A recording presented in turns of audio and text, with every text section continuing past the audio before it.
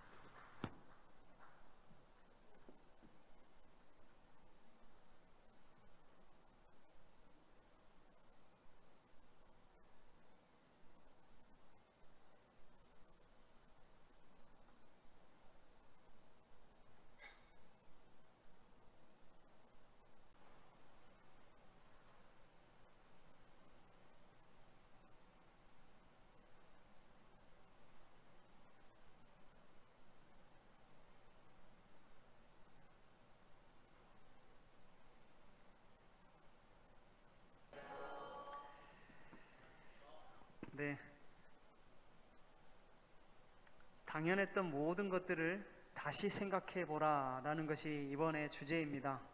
우리가 생각했던 모든 것들, 도덕, 인권, 양심, 그 다음에 살아가는 이유, 오늘이 그 두 번째 시간입니다.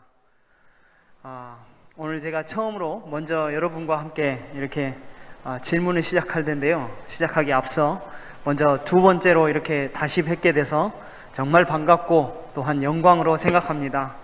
오늘 이 시간이 여러분에게 귀한 의미 있는 시간이 되기를 소원합니다.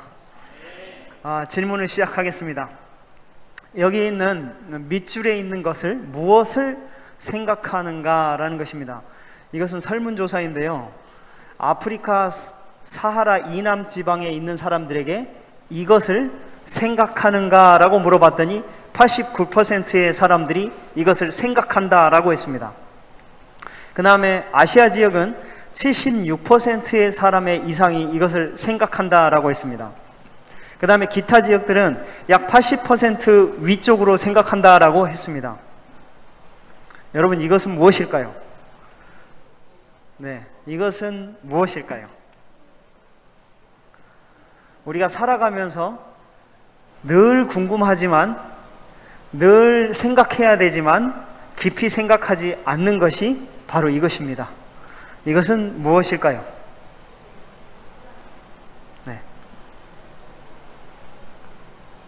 삶의 의미와 목적을 생각하는가 라고 물어봤더니 이렇게 대답하였습니다. 여러분은 삶의 의미와 목적을 생각하십니까?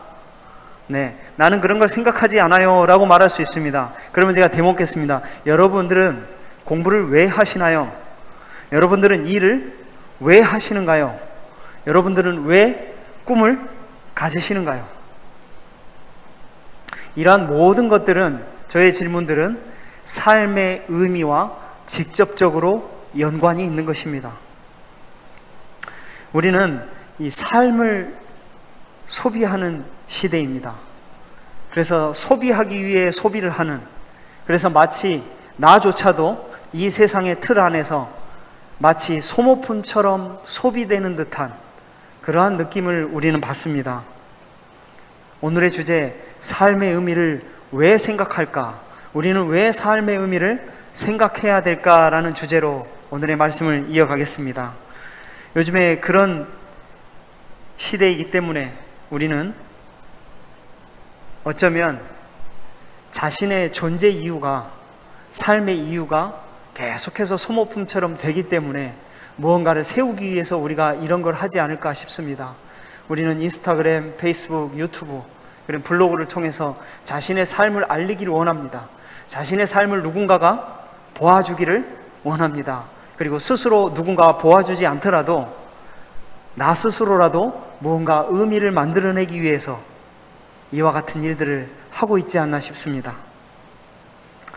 삶의 의미에 대해서 가장 허탈감이 느끼는 때는 바로 어떤 때일까요?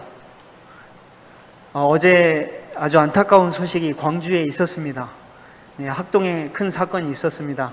우리는 그 사건을 접할 때마다 왜 어째서일까?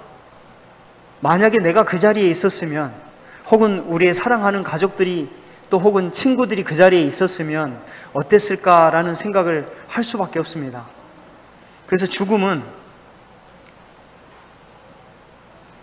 죽음은 왜 우리에게 슬프게 다가오느냐면 삶의 의미를 부여할 기회가 이제 멈춰지기 때문입니다. 내가 죽기를 싫어하는 이유는 더 이상 무의미한 채로 죽기를 원하지 않기 때문에 그런 것입니다.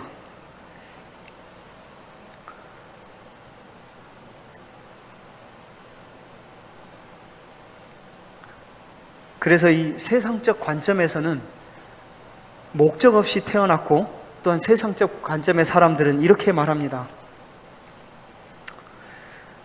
의미란 어떤 무엇도 아니다. 순간 어떤 대상을 향해 느끼는 인간의 기분일 뿐이다. 왜냐하면 목적이 없는 삶, 그리고 나 스스로 어떤 것에 의해서 존재되지 않았기 때문에 의미란 아무 가치가 없는 것이라고 생각하는 것이죠. 그래서 토마스 네이글은 이렇게 말합니다. 무덤이 삶의 유일한 목표이니 인생을 심각하게 대하는 것은 쓸데없는 일이다. 쉽게 말하면 이런 것입니다. 왜 사서 고생하냐? 그런 거 없어도 밥 먹고 잘 산다. 저도 그런 얘기를 들었습니다. 왜 삶을 생각하느냐라고 물어보면 그런 쓸데없는 생각 그만하고 공부나 더 해라. 그런 쓸데없는 거 하지 말고 돈이나 더 벌어라. 여러분, 돈을 왜 버나요? 가족을 돌보기 위해서 번다고 합니다. 그럼 가족은 왜 돌보는가요? 우리에게 의미가 있기 때문입니다.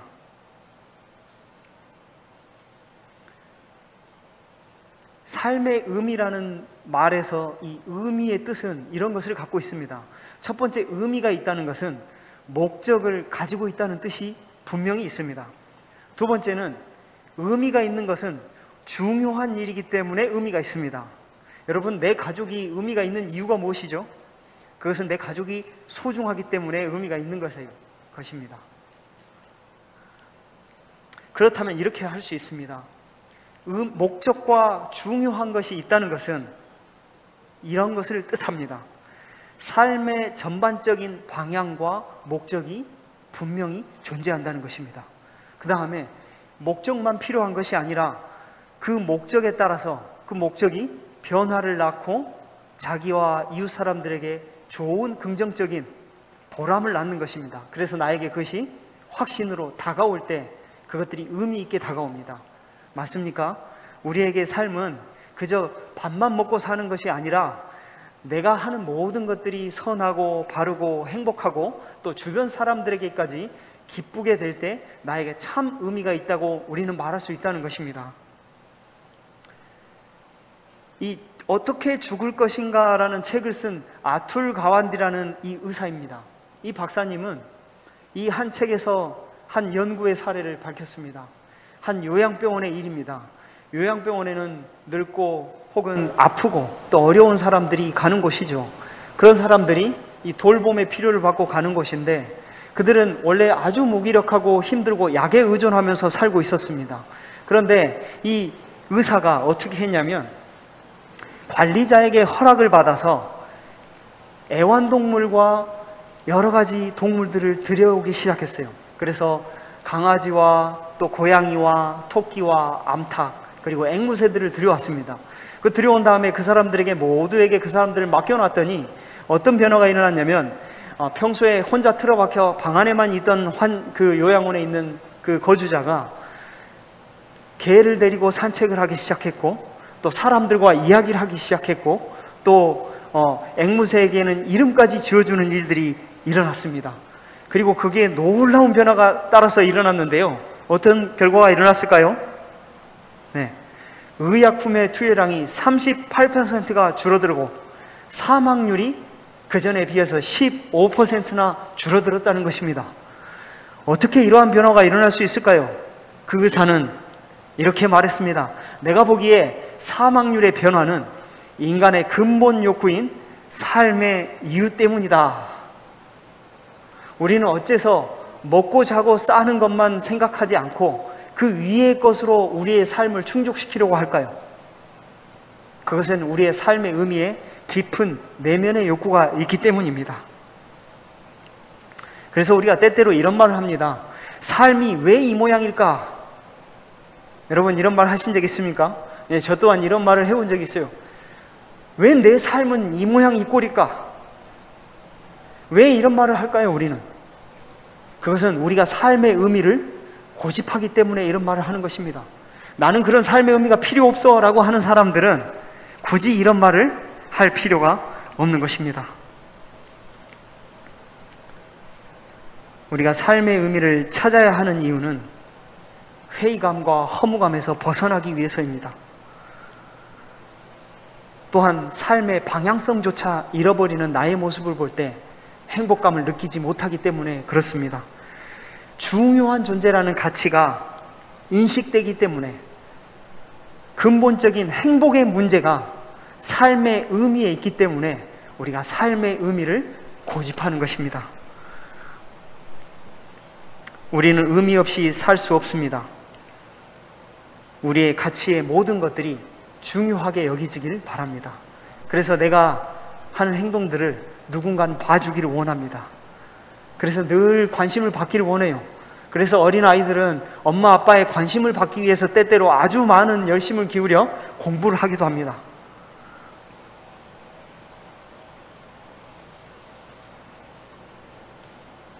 삶 자체에는 그래서 의미와 목적과 방향이 있습니다. 그것이 없다고 말할 수가 없습니다. 삶 자체에 의미가 있다는 것은 분명히 바른 삶에 대한 것을 의미를 뜻합니다. 여러분, 나쁜 삶을 의미 있다고 말하는 사람은 없습니다. 바른 삶과 바른 존재의 기준이 그렇다면 어딘가에 존재한다는 것이죠. 그리고 그 바른 삶과 바른 삶이 존재가 존재한다면 바른 삶의 어떤 존재의 양식이 우리에게 주어졌다는 것을 뜻합니다. 그런데 이런 결과를 내게 되면 우리가 특히 현대인들의 가장 의문점은 이런 것입니다. 삶의 의미를 누군가가 정해줬다는데 매우 거부감을 일으킵니다. 왜냐하면 나 스스로의 자유가 속박되는 것 같은 느낌이 들기 때문이죠. 그래서 사람들은 이랬습니다. 삶의 의미를 찾으려 하지 말고 그냥 스스로 의미를 만들어내라. 너는 너 스스로가 되라. 여러분, 멋지지 않습니까? 저도 예전에 이런 멋진 문구를 보고 책상 앞에다 적어놓은 적이 있습니다. 얼마나 멋집니까? 나는 나의 스스로 나의 모든 삶을 개척할 수 있고 나의 모든 삶의 개척의 끝에는 어딘지 모를 아주 큰 기쁨이 있을 거라고 나는 기대하는 삶을 살 수 있기 때문입니다. 그런데 이거를 다시 생각해 볼 문제가 있습니다. 다시 생각해 봐야 합니다.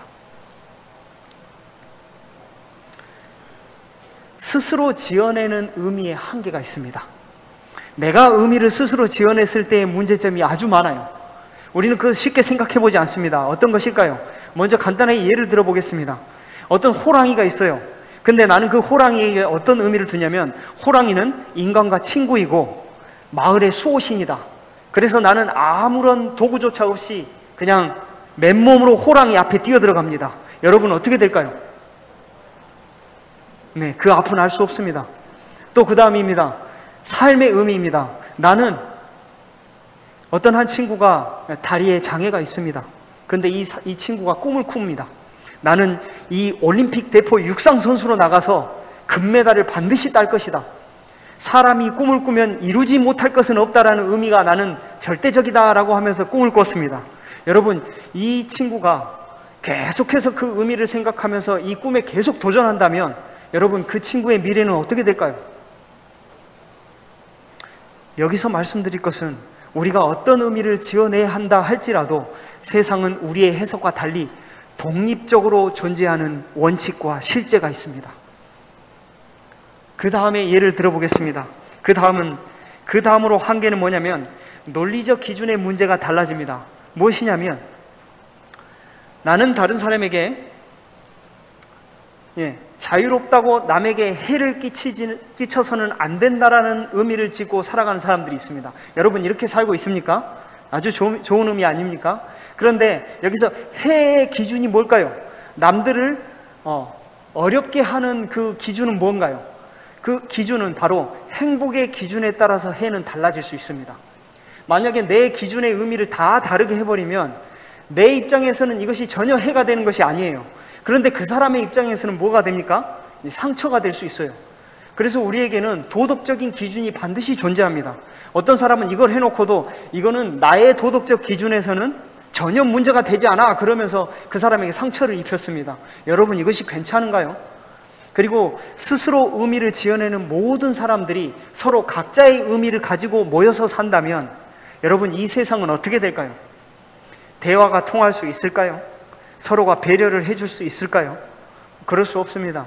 이 세상의 모든 세상은 이 혼돈 가운데 이루어질 수밖에 없는 것입니다.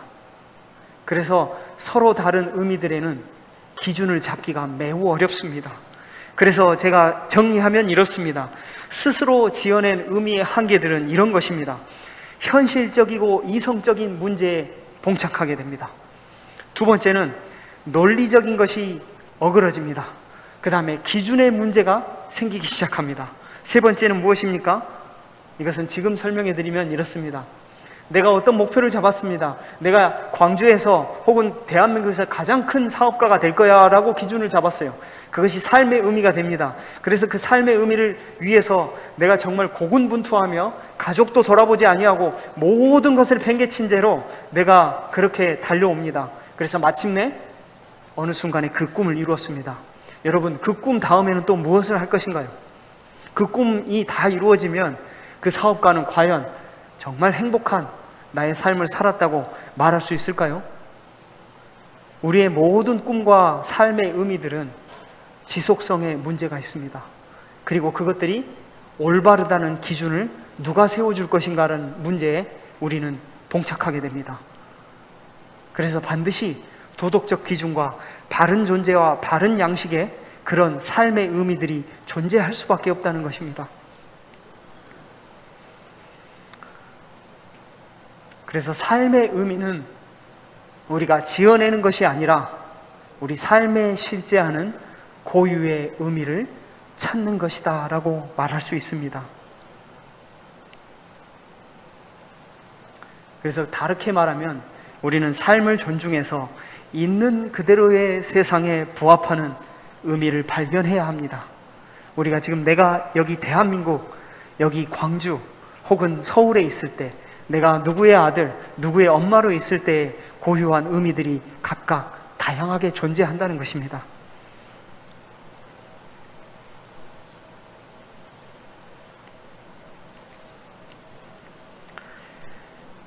우리가 생각해보면 이런 것이 있습니다. 스스로 의미를 지어낼 때 제가 서두에 질문한 것이 있는데요. 먼저 이렇게 물어봅니다. 건강에 대한 큰 의미를 두는 사람에게 이렇게 물어볼 수 있어요. 당신은 왜 건강하기를 원하십니까? 왜 거기에 의미를 두십니까? 했더니 이 사람은 건강해서 돈을 잘 벌기 위해서입니다 라고 했어요. 돈을 잘 벌기 위해서는 왜 그렇게 하십니까? 왜 돈을 잘 벌기 원하십니까? 했더니 사랑하는 가족들에게 나의 그 돈을 범으로 경제적인 안정을 주기 위해서입니다 라고 합니다. 그러면 사랑하는 가족들을 왜 위합니까? 라고 하면 그것은 저의 행복을 위해서 합니다. 그러면 그 행복은 무엇을 위해서 그렇게 행복하십니까? 라고 또 물어볼 수 있어요. 우리가 그렇게 계속해서 질문을 거슬러 올라가면 결국에는 어떤 질문과 마주치냐면 삶의 의미는 무엇일까? 나는 왜 살아가고 있을까라는 문제와 부딪히게 됩니다. 여러분, 그 문제에 있어서 해답을 알고 계십니까?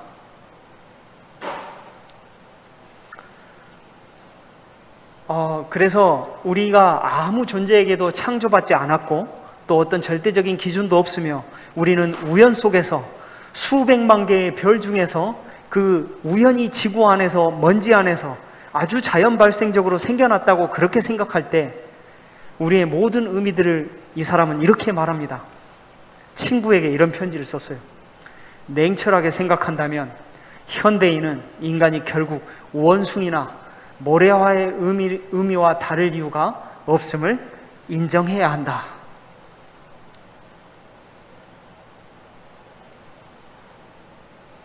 여러분, 정말 그럴까요?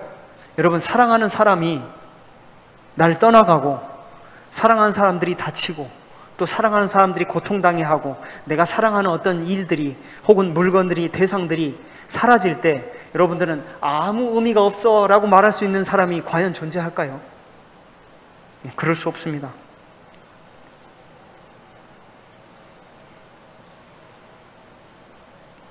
만약에 현실 세계가 전부이고 어떤 초월적인 그런 존재가 없고 초월적인 어떤 세계나 존재들이 없다면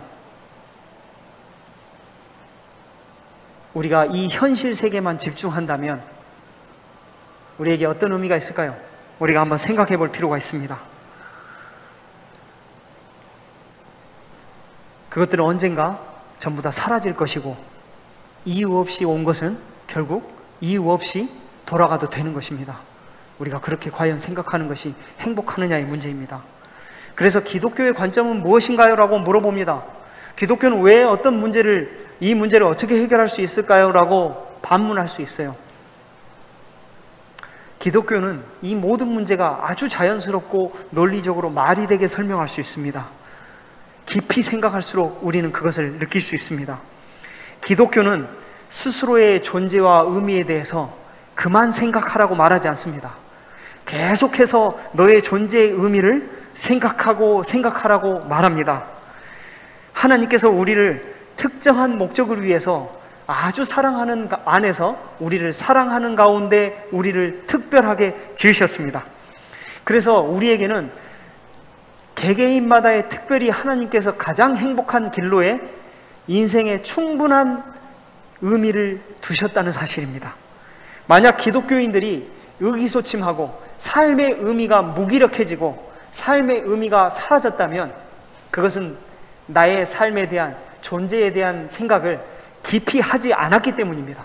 여러분, 만약에 여러분의 삶이 지금 교회를 다니시는 여러분의 삶이 무기력하고 삶에 의지가 없으셨다면 여러분의 삶의 존재에 대해서 깊이 생각하시길 바랍니다.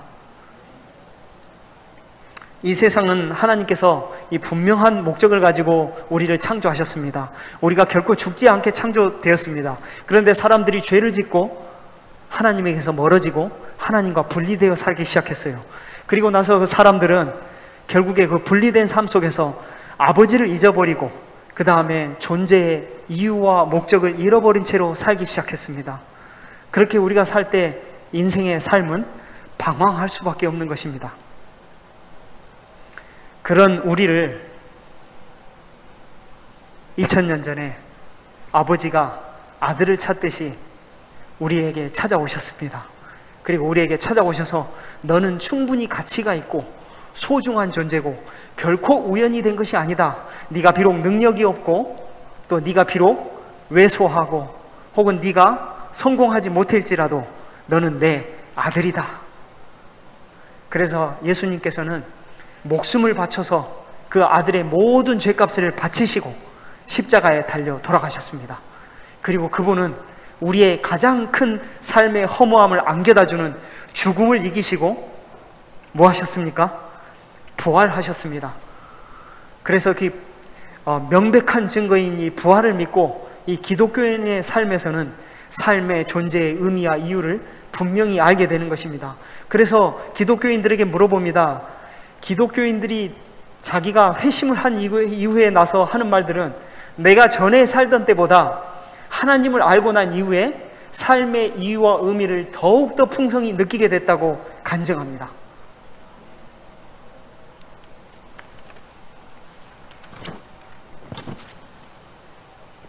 성경에는 이런 말이 있습니다. 전도서에는 솔로몬, 가장 지혜로웠던 솔로몬이 이렇게 말합니다. 헛되고 헛되니 모든 것이 헛되도다. 내가 무엇을 위해서 일을 했는지, 내가 무엇을 위해서 공부를 했는지, 내가 무엇을 위해 그렇게 모든 세상에서 사람과의 사이에서 명예를 얻고자 했는지, 물질 세계, 현실 세계의 의미만 찾는 것이 결국은 헛되다는 것을 시작으로 이 전도서의 깊은 말씀을 시작하고 있습니다.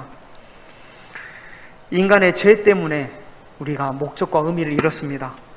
그러나 그분이 우리의 목적과 의미를 알려주시기 위해서 우리에게 찾아오셨습니다. 우리는 우리 스스로 의미를 찾는 것이 아니라 삶의 의미 그 자체이신 예수님께로 우리가 가야 합니다. 그 때문에 이 어떤 죽음도 우리의 모든 삶의 그 허무함을 안겨줄 수 없습니다. 삶의 의미가 이제 사라져가는 시대라고 말합니다. 그래서 요즘은 상실의 시대다라는 말을 합니다. 우리가 창조의 근원과 존재의 이유를 분명히 알아갈 때 우리가 삶의 이유가 더욱더 풍성해지고 또 더욱더 행복하고 많은 것들이 무의미해지지 않는 그런 삶이 되실 것입니다.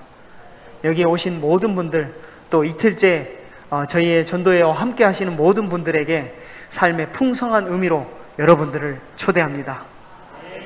기도하고 마치겠습니다. 사랑으로 우리를 창조하신 하나님, 십자가를 통해서 우리의 중요한 가치를 알게 해주시고 삶의 의미를 새길 수 있게 해주셔서 감사합니다. 스스로 만들어내는 유한한 의미가 아니라 영원히 변치 않고 풍성한 삶의 의미를 발견하고 살아가도록 도와주시옵소서. 우리의 모든 가족과 또 사랑하는 이웃에게 하나님 안에서 기쁜 삶의 의미를 꼭 찾도록 우리가 빛이 되게 살도록 인도해 주시옵소서. 우리를 죄에서 구원하시려고 십자가에서 돌아가시고 부활하신 예수 그리스도 이름으로 간절히 기도합니다.